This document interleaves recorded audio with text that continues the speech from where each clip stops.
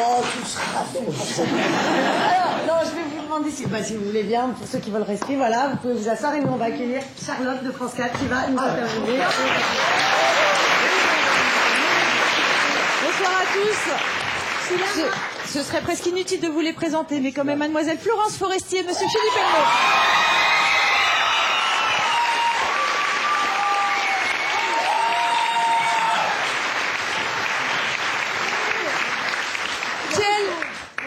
Quelle représentation, quelle énergie. Un petit coup de flotte peut-être, ça vous ferait du bien, non? Bonne idée, oui. Une cigarette plutôt, mais bon. Grande production, regardez, on vous amène de l'eau quand même. Oh, Caroline. Carolina, qu'on applaudit, c'est notre chérie.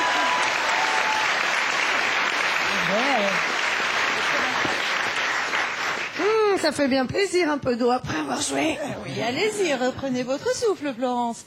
Alors, moi, un peu bêtement, je me suis dit que vous auriez un trac pas possible ce soir avec le fait d'être en direct à la télé. Mais alors...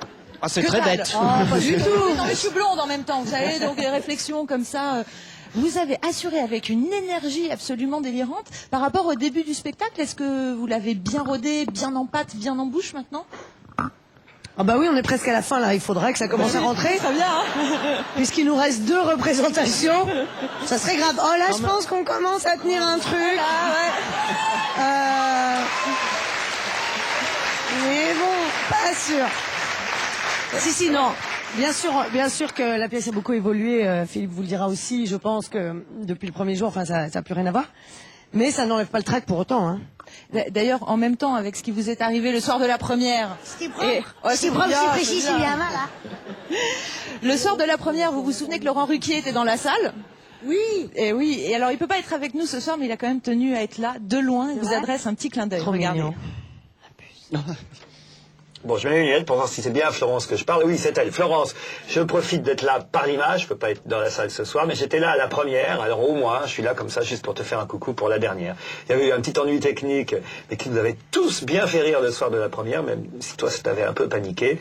Il n'empêche que ça avait été génial dès le premier soir, et j'imagine que ça l'a été à chaque fois de plus en plus tous les soirs. Donc ce sera le cas forcément encore pour cette dernière. Merde. Oh, il est choucroute, merci Laurent. Non, mais il est gentil, adorable. C'était quoi? Il y avait une grosse panne technique.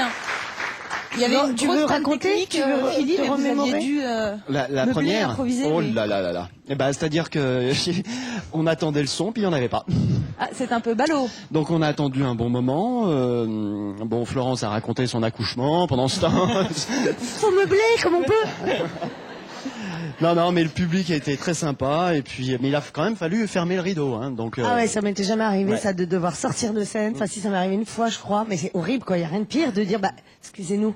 Mais ceci dit, comme c'était la première, les gens étaient extrêmement indulgents. Je pense que ce serait arrivé aujourd'hui, on se serait fait jeter des cailloux. Mais lors d'une première, les gens ont quand même conscience qu'ils assistent à quelque chose qui est en développement, qui n'est pas forcément abouti, que ce soit techniquement ou au niveau de l'interprétation. Donc, les gens ont été fantastiques, ils se sont marrés. Il y avait une tension folle, savoir est-ce que ça va remarcher. Ça a remarché, Dieu merci. Sinon, je pense qu'on n'aurait même pas pu jouer la pièce, parce que c'est vrai que les messages téléphoniques sont assez importants quand même. Et là, en fait, ça n'a jamais capté, en fait. Ouais, voilà, ça n'a pas vraiment capté. Même à 1 mètre. Non, rien vous du n'avez tout. pas essayé de l'envoyer en l'air pour que ça capte là-haut, non? Comme ça. Alors Laurent Ruquier, évidemment, qui est comme il est du spectacle aussi et qu'il sait à quel point ça peut être emmerdant de se retrouver dans cette situation, il était explosé de rire, évidemment. Ah oui, il aime bien le danger, lui, hein, ça me fait mal. Ouais. Salopard. Alors plus sérieusement, Philippe, donc vous êtes l'auteur de la pièce, ami de longue date avec Florence. On sait que vous avez écrit la pièce pour elle. Alors évidemment, je n'irai pas jusqu'à dire que Isa c'est Florence, mais quand même, est-ce qu'il y a 2-3 petits traits de caractère? Vous vous êtes appuyé sur 2-3 petites choses de la madame? En fait, je me suis surtout appuyé. Je me suis surtout appuyé sur les personnages, sur le talent. Après, le charisme, le charme. Bon, après je dis quoi alors? Non, oui, voilà, c'était surtout sur les personnages de Florence. Après, ce qui est amusant, c'est que j'ai pensé à ces personnages, et puis après, Florence les est encore accaparés. Ce qui est nettement moins Écrit compréhensible. comme il part. Voilà, donc après, même si je suis parti de Florence, en répétant, elle a encore apporté autre chose, et voilà. Et puis bon. Non, mais je pense que pour être sérieux, enfin, c'est vrai que je pense que ce qu'il a, le point commun qu'il y a entre Isa et moi, parce qu'on est quand même très différents. D'ailleurs, il le sait parce que très souvent je lui disais, je peux pas dire ça, je le pense pas. Il dit oui, mais c'est ton personnage. Mais je peux pas dire, oh, vous m'avez pas reconnu, vous voulez un autographe, tout ça. Je suis pas du tout comme ça. C'est vrai. Et donc, je trouvais ça, mais tellement, je trouvais ça cliché, et pas du tout, en fait, ça marche très bien avec Isa, puis ça marche, et puis ça existe pour de vrai. Vraiment, il paraît. On balancera pas. Hein. Et donc voilà, le point commun qu'il y a entre elle et moi, c'est que tu t'es basé sur cette énergie, c'est surtout la nervosité, l'énergie, l'hypocondrie, des choses comme ça qui sont très proches de moi.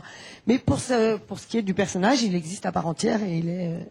Et vous, Florence, quand vous recevez une pièce écrite pour vous, c'est un cadeau absolument merveilleux, mais en même temps, il y a pas une petite pression derrière. On se dit, oh, merde, d'abord, si j'aime pas la pièce, je sais pas savoir comment lui dire, ou alors ça donne une rigueur, une petite pression supplémentaire.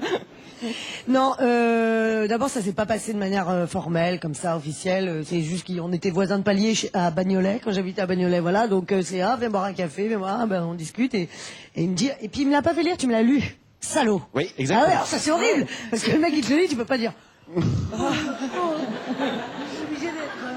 C'est ça. C'est ça. C'est un piège. C'est un super piège. Non, mais du coup il voulait vraiment me le lire pour que je comprenne bien les intentions, etc. Et puis je lui ai dit oui, parfait, super, c'est drôle, c'est génial. Et voilà. On y va. Mais non, ça met pas la pression. Au contraire, quand une pièce est écrite pour vous, comme vous le dites, c'est un cadeau énorme, et du coup. On se dit, s'il vient me chercher moi en tant qu'auteur et comédien et en plus partenaire de jeu, c'est qu'il a vraiment envie de ce que je sais faire et c'est aller chercher quelque chose. C'est surtout que j'avais personne d'autre, donc. Ça c'est sûr. Pour les répétitions sur le palier de porte, c'est plus pratique. Voilà. Très pragmatique en fait. Vous disiez à l'instant que ce personnage Isa, il y a des petites choses où vous vous dites non, je suis pas comme ça, je peux pas l'interpréter. Mais en même temps, avec toutes les caricatures, tous les personnages que vous avez interprétés à la télévision, est-ce qu'il faut les aimer pour bien les jouer? Ah oui, de toute façon, mes personnages, je leur faisais pas dire n'importe quoi. On aurait dit, mais non. Dis donc. Non, j'étais toujours en accord avec eux, d'une manière ou d'une autre, soit parce qu'ils m'amusaient, soit parce que je pensais réellement ce qu'ils disaient. C'était le cas pour des fois Clotilde, la lycéenne, c'est là où je faisais passer le plus de choses qui me ressemblaient. Brigitte, elle paraissait bête, mais franchement, non.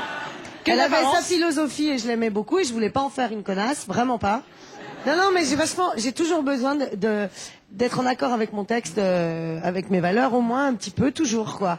Même et donc là Isa, oui c'est vrai que j'ai eu des cas de conscience pour certaines répliques bien sûr. Mais de toute façon, même si un personnage peut être un peu avec plein de défauts, etc., s'il a pas un petit fond d'humanité, ça marche pas quoi. Oui, voilà, c'est ça. Là, ce qui était intéressant dans ce personnage, c'est le revirement, c'est qu'elle puisse être touchée par lui et que voilà, ça change un petit peu sa vision du métier, de la vie en général. Si elle était restée monocorde comme ça toute la pièce, je pense que je t'aurais dit non. Tu te serais barré. Voilà. Ami ou pas ami. Les gens aussi d'ailleurs. Elle me saoulait. Et justement, tous ces fameux personnages dont on se régale depuis des années, que ce soit dans vos précédents one-man shows ou à la télévision, on se rend pas forcément compte du travail que ça demande. Combien de temps vous mettez à peu près pour dessiner votre personnage?